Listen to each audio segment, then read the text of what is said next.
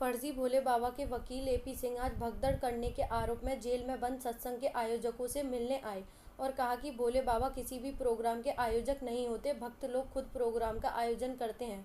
कुछ विरोधियों ने जहरीली गैस फैलाकर भगदड़ मचाई, जो बाबा के साथ साथ योगी सरकार को भी बदनाम करना चाहते हैं। योगी सरकार भगदड़ मामले में जांच कर रही है। हमें योगी सरकार पर पूरा भरोसा है, वह सही जांच कराएगी। जो लोग भी प्रोग्राम के आयोजक थे उनको हमारे द्वारा पुलिस को सौंप दिया गया है।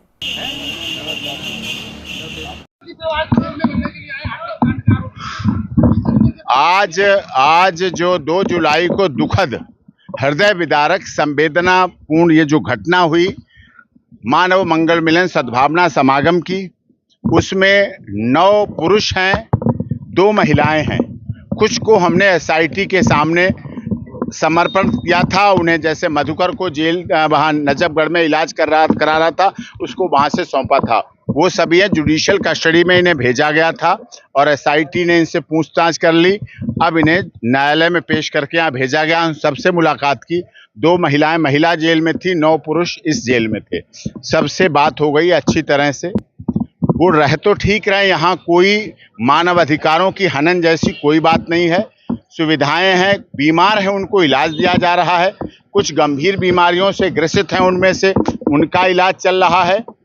लेकिन प्रक्रिया है जेल की, वो सारी उसमें उन्होंने भी वही चीज़ें बताई हैं जो इस घटना में हुई थी, जो मुझे इंजर्ड ने बताई थी जब मैं हाथरस, अलीगढ़, एटा और मैनपुरी हॉस्पिटल गया था। जो उन्होंने तब बताया वही ये वो लोग, क्योंकि ये भी आई विटनेस थे। एक को छोड़कर एक व्यक्ति उसमें था ही नहीं, यहाँ उस दिन था ही नहीं, एक व्यक्ति उसमें था नहीं, वो अनंत था। उसकी अलग प्रोसीडिंग करूंगा मैं। लेकिन 10 लोग जो थे उन्होंने यही बात बताई कि 15-16 लोग जहरीला स्प्रे लेके ऐसे करते हुए भगदड़ की, भागे और उनकी गाड़ियां एटा की तरफ काली सफेद स्कॉर्पियो बोलेरो थी, उसमें लेकर के भाग गए, चले गए सबको बिठाल के।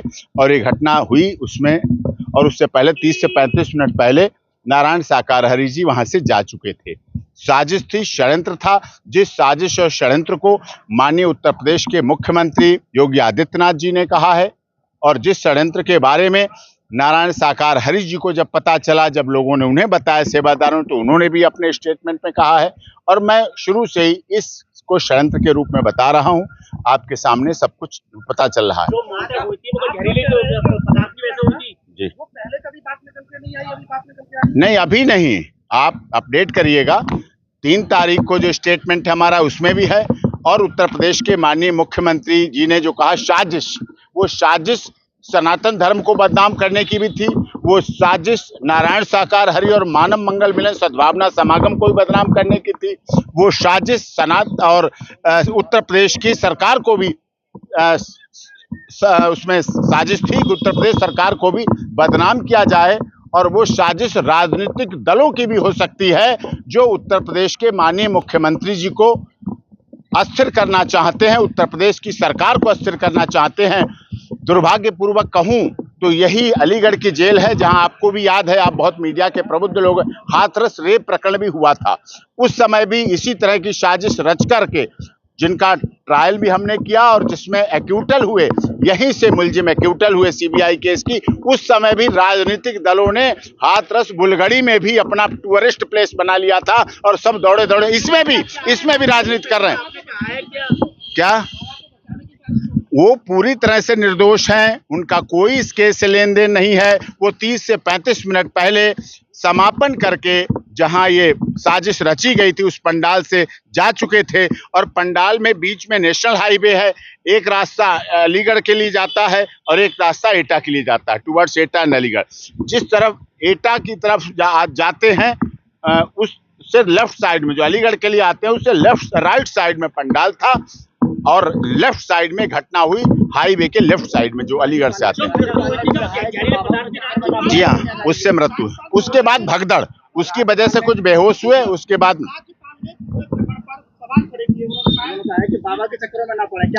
मैं उत्तर प्रदेश की महामहिम राज्यपाल महोदया का बहुत सम्मान करता हूं, क्योंकि उन्होंने मुझे शबनम सलीम वाले प्रकरण में राहत भी दी थी, और जो फांसी की हम उनके यहाँ से करा के लाए थे, बहुत सम्मानीय है, माननीय है।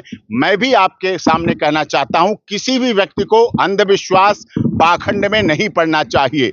कोई ऐसा कारण नहीं है जो किसी के उससे बीमारियां दूर हो जाएं, कैंसर सही हो जाए, टीबी, ये कभी नहीं सही होता है। ये इलाज से सही होता है, औषधि से सही होता है। ये अंधविश्वास नारायण साकार हरि जी ने कभी नहीं कहा अंधविश्वास। वहां मानवता, भाईचारा, भलाई, सत्य का साथ, ये है वचन।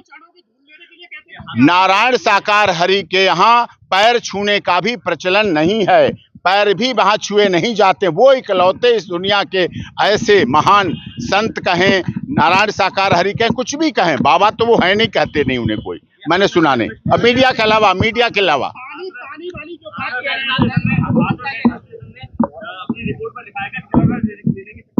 चरण रज का देखिए, अब चरण रज की बात करें आप, उनका पंडाल में पीछे से पहुंचे एटा की तरफ से बैरिगेड से, आप तो ने ग्राउंड जीरो पे भी रिपोर्टिंग की आप सब पत्र, पीछे पहुंचे, वहां कारपेट बची हुई थी, कारपेट से ऊपर चढ़ के गए, मंच पर गए, अपने ब्रह्मवाणी दी, उसके बाद नीचे उतर के चले आए। सैंडल या जूते वो पहने रहते हैं जुराबों के साथ साथ। कारपेट पे चलकर, कारपेट पे गाड़ी खड़ी होती है, कारपेट से गाड़ी से चले गए, वहां चरण रज की तो बात ही नहीं होती है। तो हाईवे है, वह तारकोल का बना हुआ है, ये जैन मुनि नहीं है जो नंगे पैर चलते हैं। रिपोर्ट अभी मेरे पास पूरी मिली नहीं, आप पत्रकार हैं, आप लोगों के पास ज्यादा जल्दी चीजें पहुंच जाती हैं, मुझे जब मिलेगी मैं पूरी तरह से उसको देखूंगा।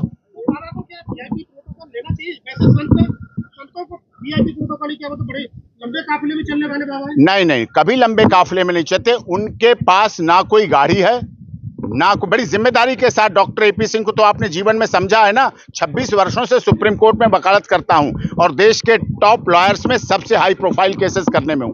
उनके पास कोई गाड़ी नहीं है, उनके नाम कोई आश्रम नहीं है, उन्हें वीआरएस की जो यूपी पुलिस की पेंशन मिलती है उससे अपना जीवन यापन चलाते हैं, कहीं किसी का भोजन करते नहीं, कहीं होटल रेस्टोरेंट और किसी के निवास पे रहते नहीं, आश्रम में रहते हैं। आश्रम का व्यवस्था आयोजन समिति, आयोजन की कमेटियां करती हैं। वो मैं 25 आश्रम आपके चैनल को दान करता हूं, केवल नारायण साकार हरि का एडवोकेट होने के नाते। अगर उनके नाम कोई हो, आपका चैनल देशभक्त है और आपके चैनल को दान करता हूं। उनके नाम कोई आश्रम, आयोजन समिति है, आयोजन समिति अपना कलेक्शन करके आश्रम बनाती है, उसमें किसी का तन सेवा है, किसी की मन सेवा है, किसी की धन सेवा है, कोई कुछ देता है, कोई कुछ देता है, उस तरह से अपना जीवन चलाते हैं। लेने के लिए तैयार हो आप? बाबा के नाम पर कलेक्शन होता है? नहीं।